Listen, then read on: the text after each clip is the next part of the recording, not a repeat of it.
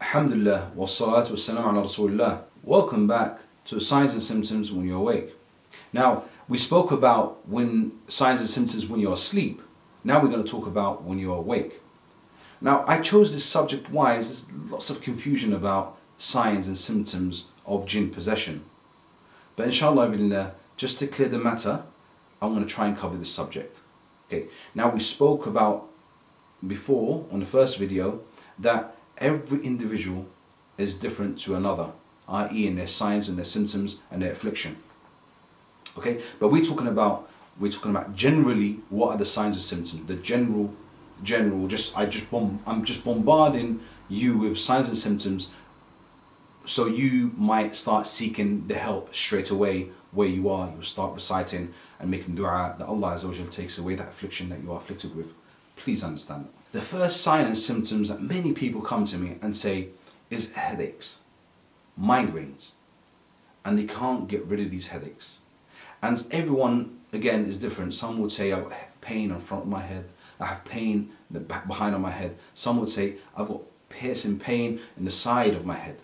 And some would say the pain moves around. So this is one sign. But bearing in mind that person has not got an eye problem, okay? He's been to an optician, he's been checked, there's nothing wrong with him. He hasn't got a nasal problem, he hasn't got an ear infection, he hasn't got, tonsils, he's fine. There's no medical reason why he should have these headaches. So that's the first sign, is headaches. Another most common sign is turning away from the remembrance of Allah subhanahu wa ta'ala. So turning away from dhikr, Quran, salah is another sign. But again, bear in mind, this is on all different types of levels. So if somebody was practicing, for instance, and he was to read the Quran every month, his sign will be different to the person who reads the Quran once a year, i.e. the whole Quran. His sign will be different. The person who reads the Quran every month, you would find that that month he can't read the Quran. He can't read the Quran. Okay? But a person who doesn't read the Quran, or he reads it only once a year, the whole Quran, you'll find that that year he couldn't read the Quran at all. But his signs will be, for instance, he can't pray on time. Or when he prays, he has problem praying. Or he has problem of doing his adhkar, i.e. his supplications or his dua in the morning and the evening. So everyone is different. Again, for somebody who doesn't pray, his signs will be totally not wanting to hear anything to do with salah or Quran or Islam. He's a Muslim. He says, I'm a Muslim. But he doesn't want to hear anything about it. It hurts him. He wants to turn away. His signs are different to the one who reads Quran every month. So bear that in mind. Okay, so the next sign is daydreaming. The next sign is daydreaming. Now, I'm going to rephrase what I said about turning away from Allah subhanahu wa ta'ala. Turning away from Allah subhanahu wa ta'ala, not just Muslims.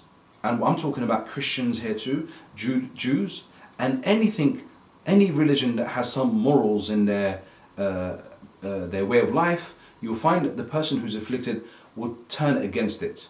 So, not saying that Christianity is the right path, or Judaism is the right path, or any other religion is the right path, but any way of life.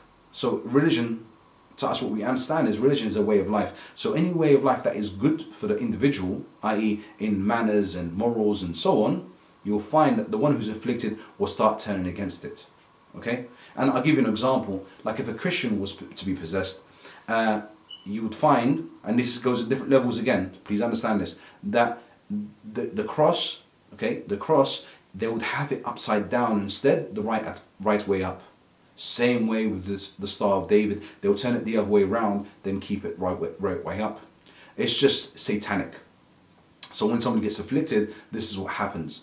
This is an extreme, I'm giving an example. So being afflicted and turning away from your Lord, it's on different levels. Please understand that. Okay, I hope I've made that clear. So the other sign is daydreaming. A person will be sitting there and he will just drift away. And even to the extent that you might even have a conversation with him and he'll just look straight through you like you're not there.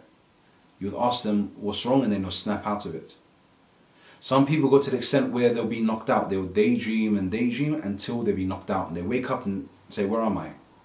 So again, this is on all different types of levels it can go to. Okay, so daydreaming, it's a sign that somebody is afflicted. Another sign is in laziness and always tired and feeling fatigue, and you can't do anything or achieve anything except you feel exhausted. This is another sign. Another sign is what most people understand as somebody being possessed is seizures, epileptic fits. Okay, these are all signs, and remember, these signs vary from one individual to another. Someone might have a seizure just on his leg, or just on his hand, okay, or his whole body, and it'll be just for seconds.